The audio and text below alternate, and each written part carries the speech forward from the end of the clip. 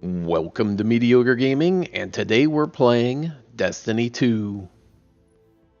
Well, good morning, good afternoon, good evening, and salutations. Today, we're taking the deal from the arms. Let's get to it. The arms dealer is one of the Nightfalls for the week.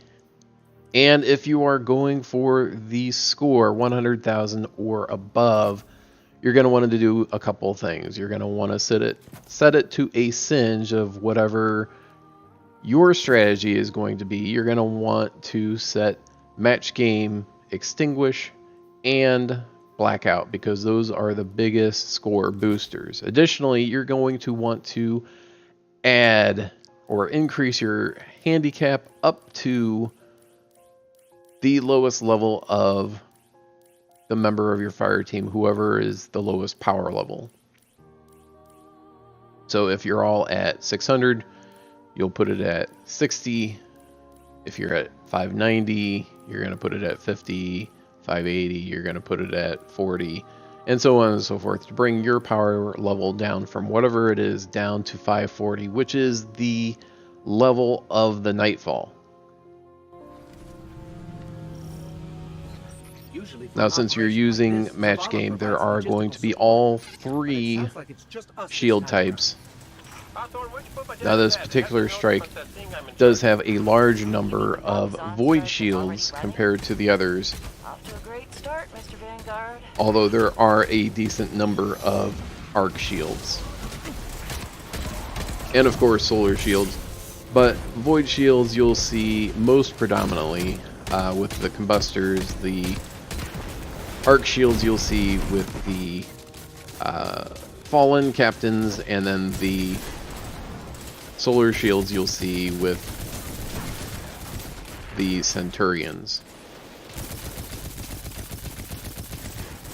So depending on what your strategy is, if you're going to use power weapons or supers to take out the boss at the end, you'll want to set your singe based on that. Now, I would recommend using a different element for each fire team member in the energy slot. So one fire team member will have solar, one arc, one void. That way, whatever shield you come up against, you know that you are up if that is the energy weapon that you're holding.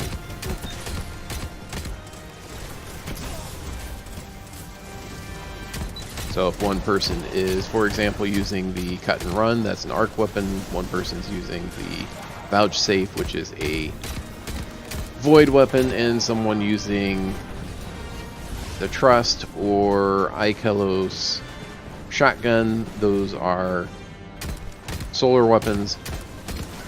And then whatever shield you come up against, you'll know who is responsible for which shield type. Now at the beginning you'll want to watch out for the ships.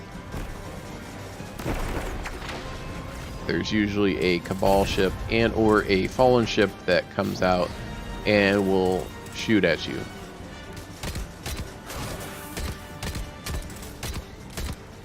Now depending on how big of a handicap you're able to use will determine how many enemies you have to take out in that 15-minute window that you're given in order to max out your score, or at least get over 100,000 to get that aura on the emblem for this particular strike.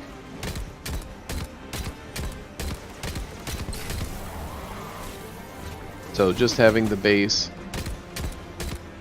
if you're all running at or around 540 and running the base modifiers of extinguish, match game, and blackout, you'll have a score multiplier of 2.95. If you are all running around 600, then you'll be having a score multiplier of 5.35, which is a significant difference between 540 and 600. Now you can always boost it up some, but that means that your damage against these enemies is going to decline for each additional level that you take from yourself in order to boost your score. So if you're at 540 and you put a power handicap of 10, all these enemies are going to do extra damage against you, and you're going to receive less of a boost in order to take them out. So it'll take more bullets to take out each enemy, and that is not necessarily a good thing since you are working against the clock. Now, once you're able to get the score, then anything beyond that is just adding to your overall Nightfall rank. So no matter what your score is, even if you don't hit the 100,000, it'll add to your Nightfall rank so that you can get closer to getting the Toil and Trouble or the Nameless Midnight, if that's what you're going for. So you always have to kind of keep an eye on your time and know how much more of the strike that you have so that you can plan and figure out how many guys that you need to take out in order to get the score, or how much time you have to get to the boss to finish him off. And if you have extra time at the boss, you have a decision to make whether to use some of that extra time to take out extra ads and pad your score even more, or take out the boss right away, and then you don't have to worry about something unforeseen going wrong where two of your guys go down and then you have one person left, and then that person goes down, and then the whole thing you have to start over.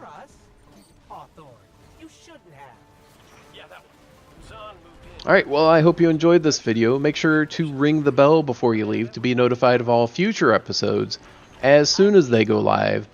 And thank you for liking, commenting, and subscribing.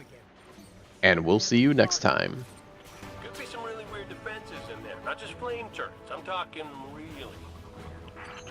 Well, it wouldn't be a Red Legion base without another indoor tank. Don't mess with them. They need to stay focused. Guardian down.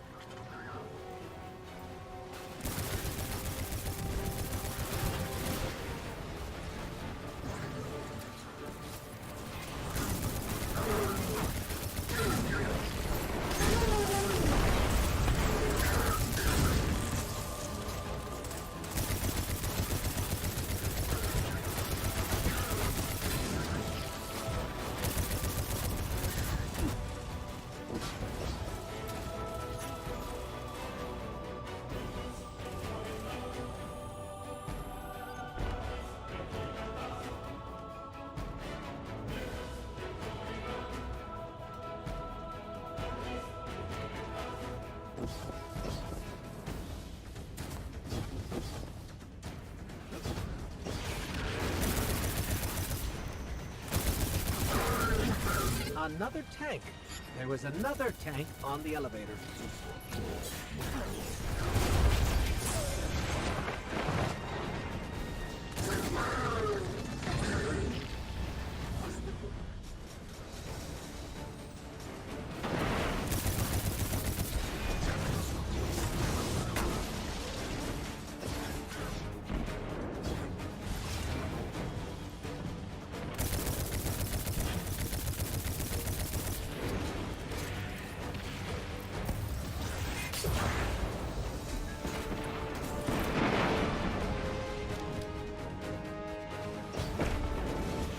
Down.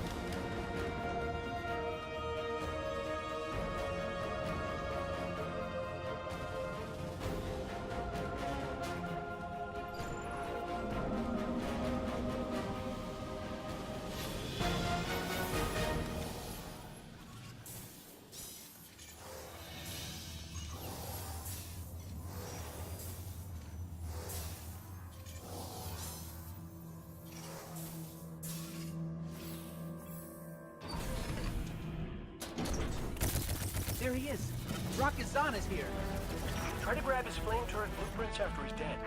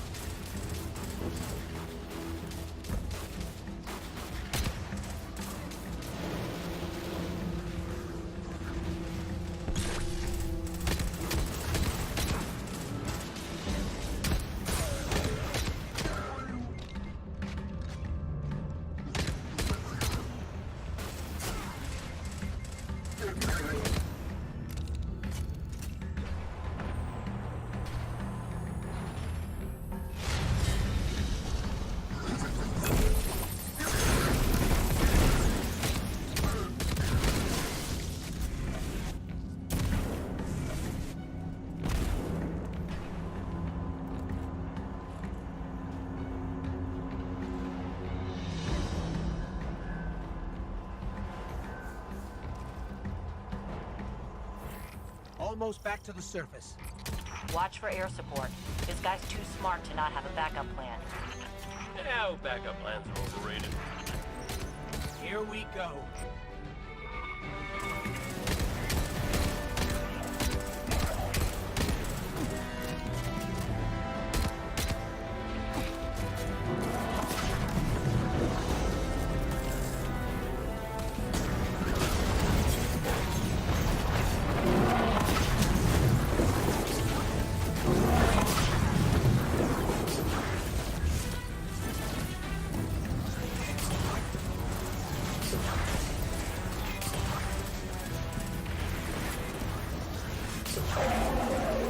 Target eliminated.